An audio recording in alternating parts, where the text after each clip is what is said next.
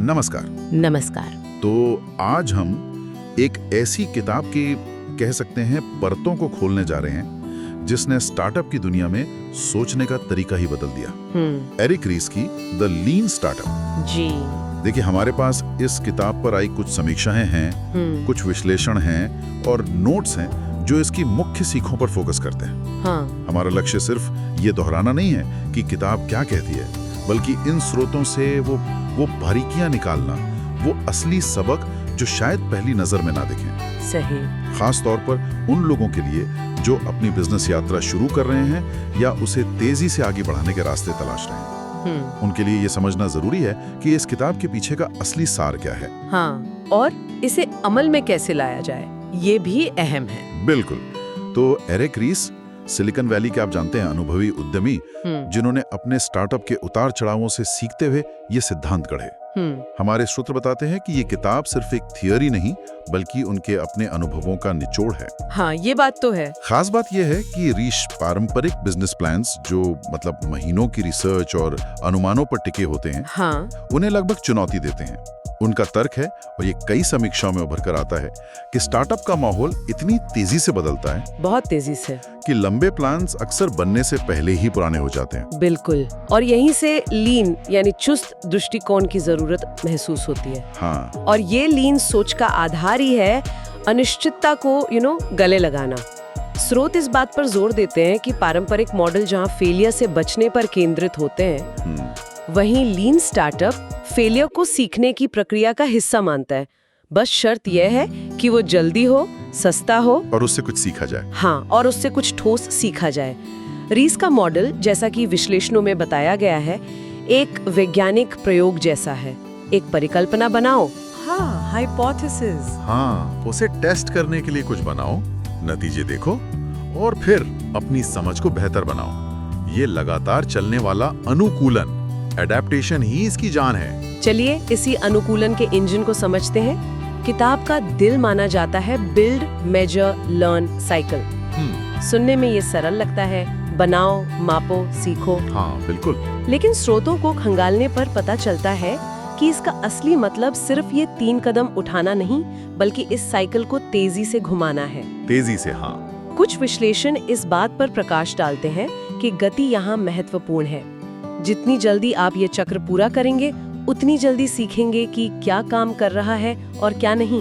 बिल्कुल।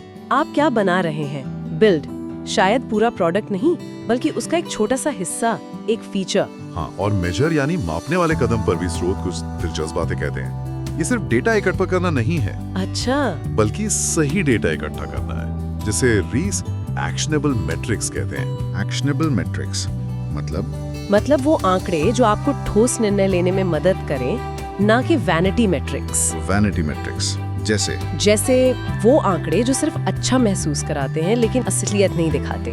मान लीजिए वेबसाइट पर कितने हिट्स आए, हाँ, ये शायद वैनिटी मेट्रिक हो सकता है, पर कितने यूजर्स ने असल में साइन अप किया, वो एक्शनेबल है। और फिर आता है लर्न यानी सीखना। ये सबसे महत्वपूर्ण हिस्सा है। क्या आपने जो सोचा था वही हुआ? अगर नहीं तो क्यों? यही सीख अगले बिल्ड चरण का आधार बनती है। एक समीक्षा में इसे संस्थागत सीखने की मशीन बनाने जैसा बताया गया है। Institutional learning machine. वाह, ये सीखने वाली बात मुझे अगले कॉन्सेप्ट पर लाती है, जिसे वैलिडेटेड लर्निंग कहते हैं। हाँ, ये बड़ा फैंसी शब्द लगता है, पर इसका मतलब क्या है? मतलब असल में क्या है ये? बिल्कुल सही सवाल।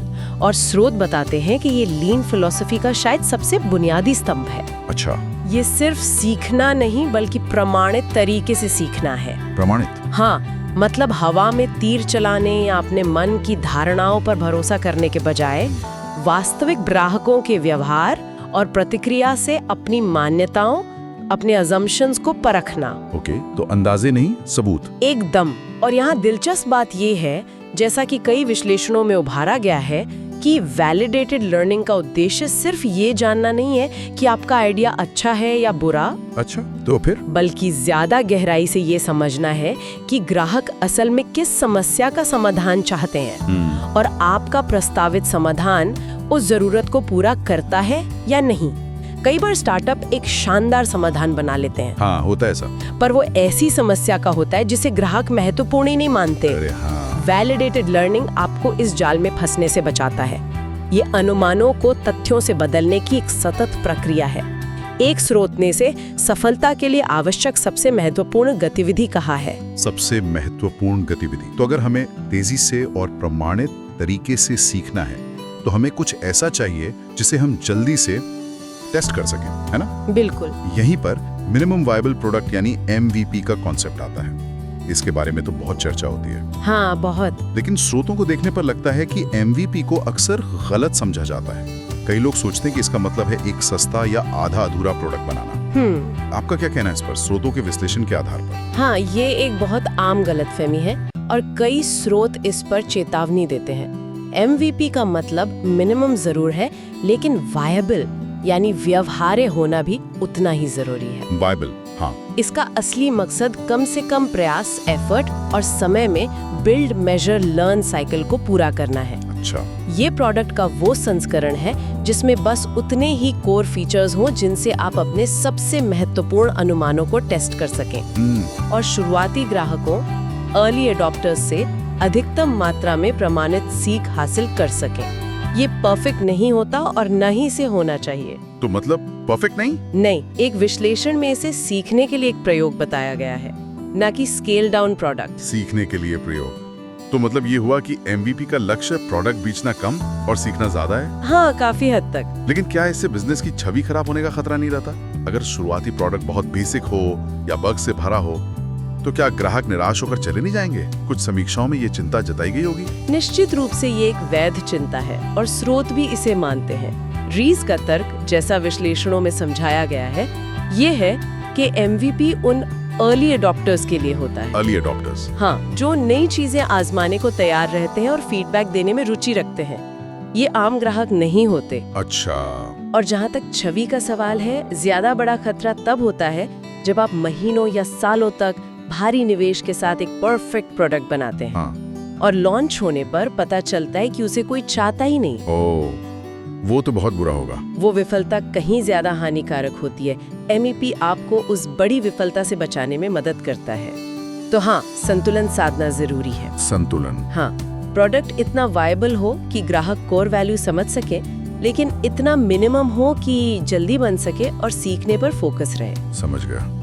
तो आपने MVP बनाया, उसे ग्राहकों तक पहुंचाया, डेटा इकट्ठा किया, सीखा। हाँ। अब आगे क्या?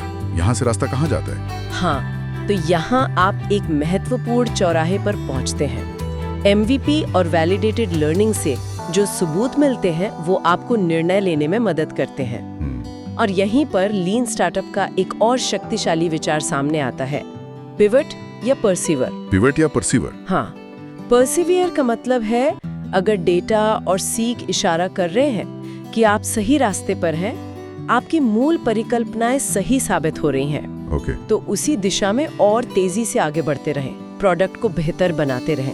ठीक है। और पिवट, ये शब्द आजकल बहुत सुनने को मिलता है। क्या इसका मतलब है हार मान लेना? बिल्कुल नहीं, और यही बात कई स्रोत स्पष्ट करते हैं।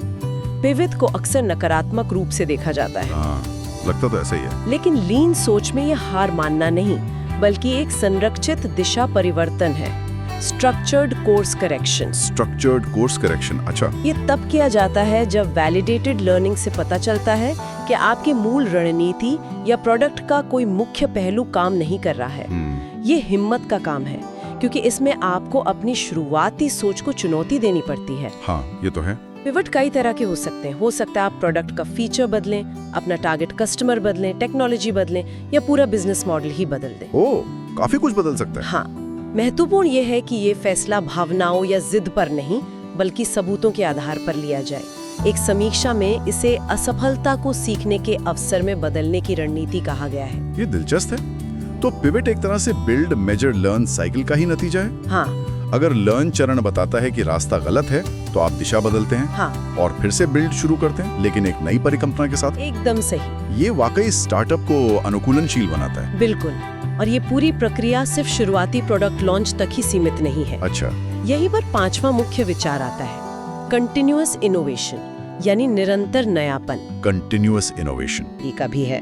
बाजार स्थिर नहीं रहता, है ना? नहीं, बिल्कुल नहीं। ग्राहकों की जरूरतें बदलती हैं, कंपटीशन बढ़ता है, नई टेक्नोलॉजी आती है। जो कंपनियां लंबे समय तक सफल रहना चाहती हैं, उन्हें लगातार सीखते रहना होगा, प्रयोग करते रहना होगा और खुद को बेहतर बनाते रहना होगा। Build, measure, learn loop business के पूरे जीवन चक्र में चलता रहना चाहिए। ये एक संस्कृति है, सिर्फ एक प्रक्रिया नहीं। एक कल्चर, सही। अच्छा, अब अगर हम किताब की प्रस्तुति पर आएं, तो हमारे स्रोतों यानी समीक्षाओं और विश्लेषणों में एक आम बात ये नजर आती है कि एरिक रीस ने इसे बहुत व्यवहारिक और सुलभ अंदाज में लिखा है। हाँ, इसमें भारी भरकम थियोरी के बजाय असल दुनिया की कंपनियों के उदाहरण है, केस स्टडीज है और कदम दर कदम गाइडेंस है। जी। क्या ये सच है कि इसे समझने के लिए बिजनेस बैकग्राउंड होना जरूरी नहीं है? हाँ, ये बात ज्यादातर समीक्षाओं में कही गई है। रीस ने जटिल विचारों को सरल भाषा में समझाने की कोशिश की है। बेशक कुछ कॉन्सेप्ट्स पहली बार में समझने में थोड़ी मेहनत लग सकती है, लेकिन मूल संदेश स्पष्ट है। जहाँ तक दर्शकों का सवाल है, स्रोत बताते हैं कि ये किताब कई लोगों के लिए उपयोगी है। जैसे? जाहिर है, नए उद्यमी, एंटरप्रेन्योर्स जो अभी शुरुआत कर रहे हैं, उनके लिए तो ये एक तरह की बाइबल मानी जाती है। हाँ। मौजूदा स्टार्टअप फाउंडर्स और उनकी टीमें इससे ग्रोथ, स्केलिंग और प्रोडक्ट मैनेजमेंट के तरीके सीख सकते हैं। और क्या ये सिर्फ टेक स्टार्टअप्स के लिए ही है या? नहीं, बिल्कुल नहीं। और ये एक महत्वपूर्ण बिंदु है जिसे कई विश्लेषण उठाते हैं। अच्छा। हालांकि किताब के उदाहरण ज्यादातर टेक्नोलॉजी कंपनियों के हैं, लेकिन इसके मूल सिद्धांत बर्बादी कम करना, ग्राहक पर ध्यान देना, प्रयोगों से सीखना, तेजी से अनुकूलन करना, ये किसी भी क्षेत्र में लागू हो सकते हैं। मैन्युफैक्चरिंग, शिक्षा, स्वास्थ्य सेवाएं, यहाँ तक कि गैर लाभकारी संगठन भी इन सिद्धांतों से फायदा उठा सकते हैं। वाह, मतलब काफी व्यापक है इसका दायरा। हाँ, एक स्रोत ने इसे 21वीं सदी में बिजनेस करने का एक फ्रेमवर्क बताया है, जो किसी विशेष उद्योग तक सीमित नहीं है। इसे बिजनेस और मैनेजमेंट के छात्र, इन्वेस्टर्स, मेंटर्स, हर कोई जो इनोवेशन और स्थायी बिजनेस बनाने में रुचि रखता है, पढ़ सकता है और इससे सीख सकता है। तो कुल मिलाकर स्रोतों का निष्कर्ष क्या कहता है? क्या ये किताब वाकई उतनी प्रभावशाली है जितना कहा जाता है? हाँ, हमारे पास जो समीक्षाएं और विश्लेषण है, उनका निचोड़ यही है कि ये किताब अपने क्षेत्र में मील का पत्थर है।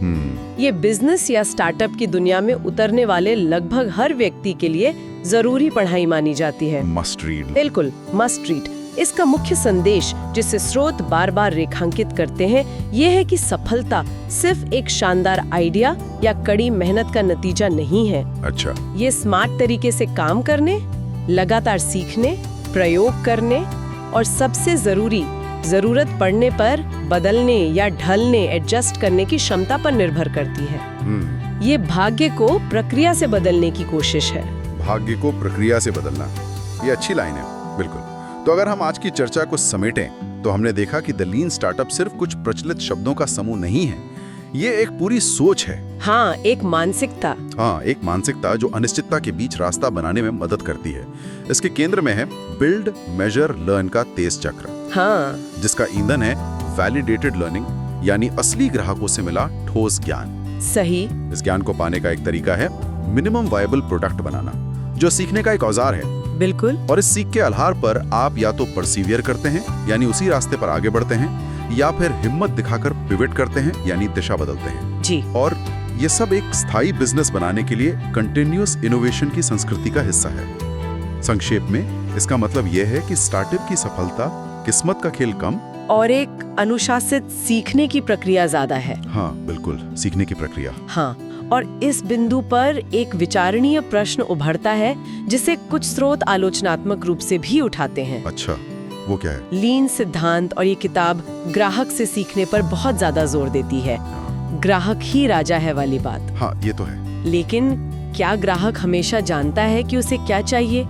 खासकर तब जब आप कुछ ऐसा बना रहे हो जो बिल्कुल नया हो, क्रांतिकारी हो। ये तो सोचने वाली बात है, जिसकी ग्राहकों ने कभी कल्पना भी ना की हो।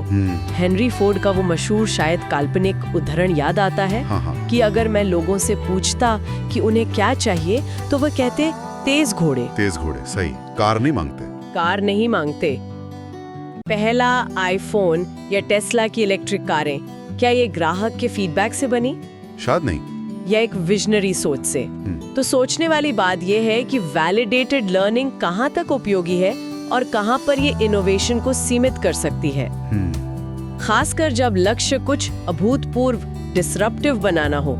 क्या कभी-कभी आपको ग्राहक की मौजूदा जरूरतों से आगे जाकर भविष्य का निर्माण करना पड़ता है, भले ही शुरुआती डेटा उसका समर्थन ना करे? वाह, इस पर जरूर सोचा ला सकता है। वाकई ये एक गहरा सवाल है, सीखने और नेतृत्व करने के बीच का संतुलन। और इसी विचार के साथ हम आज की इस गहन चर्चा को यहीं समाप्त करते हैं। जी, उम्मीद है एरिक रीस की द लीन स्टार्टअप पर आधारित ये बातचीत आपके लिए उपयोगी रही होगी। सुनने के लिए धन्यवाद। धन्यवाद।